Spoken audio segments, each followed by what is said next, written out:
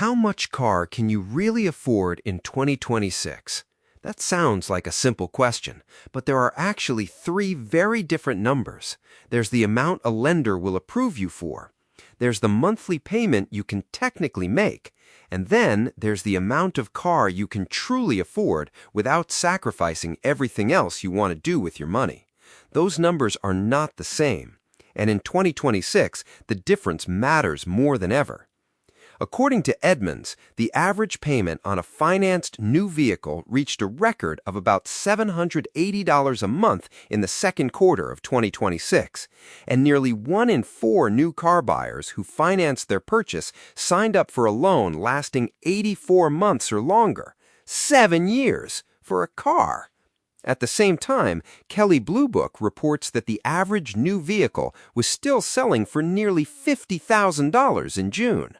So if you're shopping for a car right now, the question shouldn't be, what payment can I get approved for?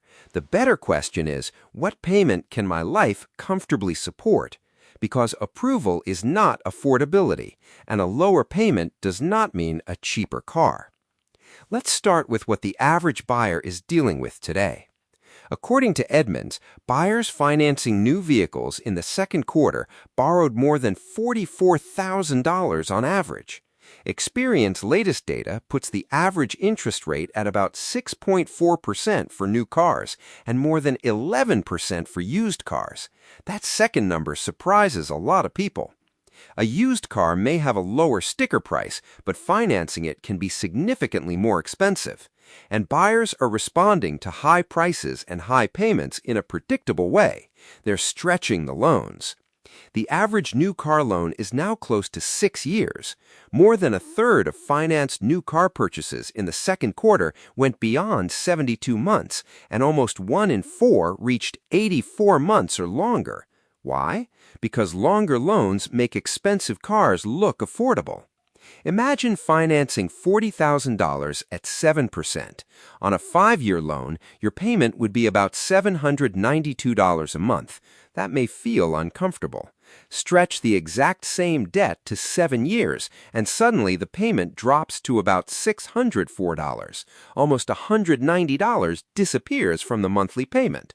Sounds better, right? But look at what actually happened. The car didn't become cheaper. The price didn't change. The interest rate didn't change. You simply agreed to keep making payments for 2 additional years. On the 5-year loan, you would pay about $7,500 in interest. On the 7-year loan, you'd pay roughly $10,700. So you lowered today's payment by almost $190, but you added more than $3,000 in interest and 2 additional years of debt.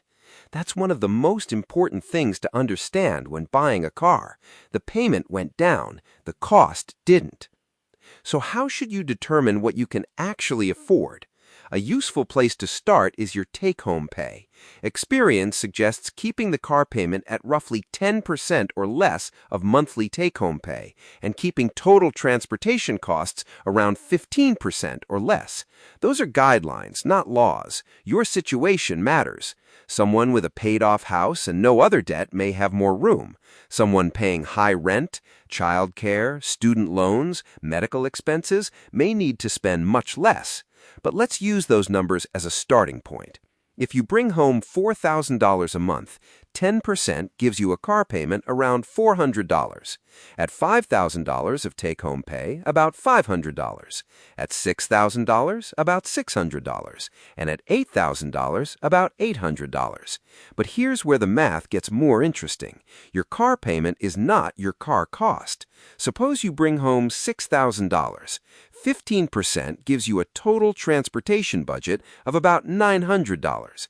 You might look at that and think, great, I can afford a $900 payment. Not so fast.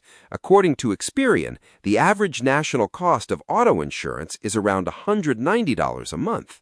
Then you still need gasoline, maintenance, tires, registration, repairs, maybe parking or tolls. So if your total transportation budget is $900 and your payment alone is $800, there's almost nothing left for actually owning and operating the vehicle. That's why starting with the monthly payment can be misleading. Start with the total transportation budget, then work backward. If you have $900 available for everything car-related, subtract your estimated insurance, subtract fuel, set aside something for maintenance and repairs. What's left is closer to your real payment budget. And this matters because the cost of owning a car goes far beyond the loan. AAA's latest full study estimated that owning and operating a new vehicle costs an average of about $11,600 a year. That's roughly $965 a month when you account for major costs such as depreciation, financing, insurance, fuel, maintenance, repairs, taxes, and registration. Now, your personal number could be much lower or much higher, but the point is simple.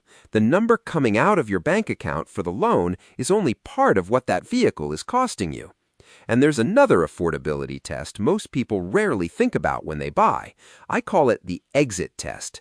Ask yourself, if I needed to get rid of this car 3 years from now, could I? Maybe your family changes. Maybe you move. Maybe you lose your job. Maybe the commute disappears. Maybe the car becomes unreliable. Or maybe you simply realize that the payment is consuming too much of your budget. Could you sell the vehicle and pay off the loan? Or would you need to bring thousands of dollars just to escape it? That's where negative equity becomes important. Negative equity simply means you owe more on the car than the car is worth, and it's becoming increasingly common. According to Edmunds, almost 3 in 10 trade-ins toward new vehicle purchases were underwater in the second quarter of 2026. The average amount those buyers were underwater? Almost $6,900. Imagine you still owe $32,000 on your SUV. You take it to the dealership and they tell you it's worth $25,000. You're $7,000 underwater. You can keep driving it, that's fine, but suppose you want to trade it for another $40,000 vehicle. That $7,000 doesn't disappear. It can be rolled into the next loan.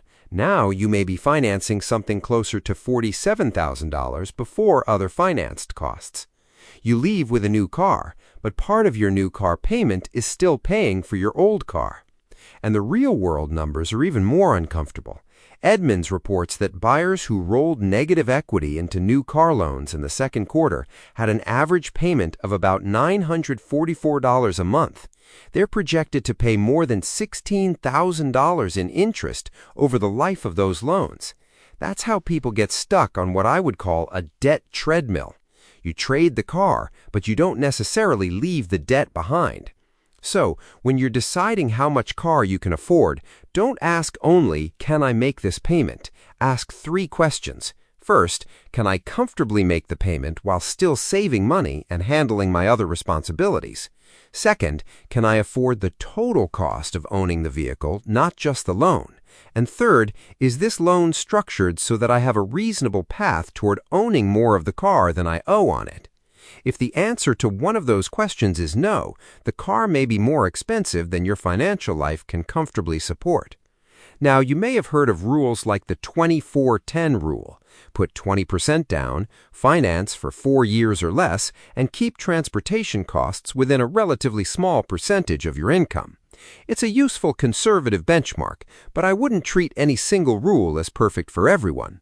Instead, look at what the rule is trying to accomplish. A larger down payment reduces how much you borrow. A shorter loan keeps you from paying for the same car forever. And limiting transportation costs protects the rest of your budget. That's the real goal. So, let's make this practical. Suppose you bring home $6,000 a month.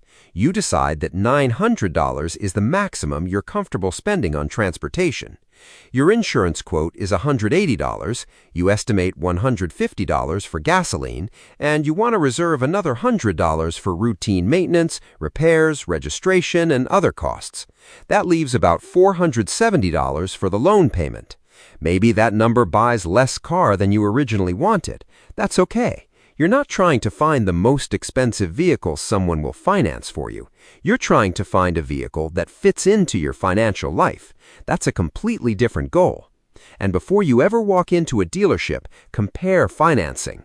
Check with your bank. Check a credit union, look at other lenders, know roughly what interest rate you qualify for. Then compare that with the financing offered at the dealership.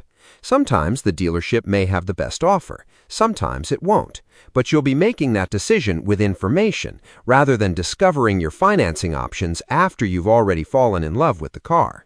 And when you compare loans, don't look only at the monthly payment. Look at the APR, look at the amount financed, look at the loan term, and look at how much you'll pay in total.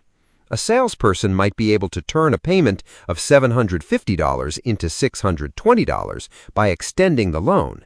That doesn't automatically mean you got a better deal. It may simply mean you agreed to pay more slowly. There's also one argument that deserves to be addressed. People often say, "I need a reliable car. I can't just buy the cheapest thing I can find." That's completely reasonable. The goal is not to buy an unreliable vehicle just because it's cheap.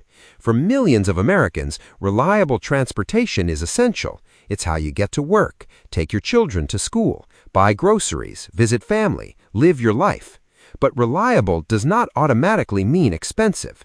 You don't have to choose between a $5,000 car that barely runs and a $60,000 SUV. There is an enormous market between those two extremes. The better question is, what is the least expensive vehicle that reliably meets what I actually need? Maybe you don't need the highest trim. Maybe you don't need the largest SUV. Maybe a 2- or 3-year-old vehicle makes more sense. Maybe you keep your current car another 2 years. Maybe you make a larger down payment. Maybe you wait until your finances are stronger. Those options aren't as exciting as hearing, "Congratulations, you're approved." But approval was never the goal. Financial flexibility is. So, how much car can you really afford in 2026? Probably less than the maximum amount someone is willing to lend you, and possibly less than the payment you technically could make if you stretched your budget. You can truly afford the car when the payment fits comfortably, when the total ownership cost still leaves room for saving and investing, when an unexpected repair doesn't become a financial emergency, and when your loan doesn't require 7 years just to make the payment look reasonable. Because being able to make a payment and being able to afford a purchase are two very different things.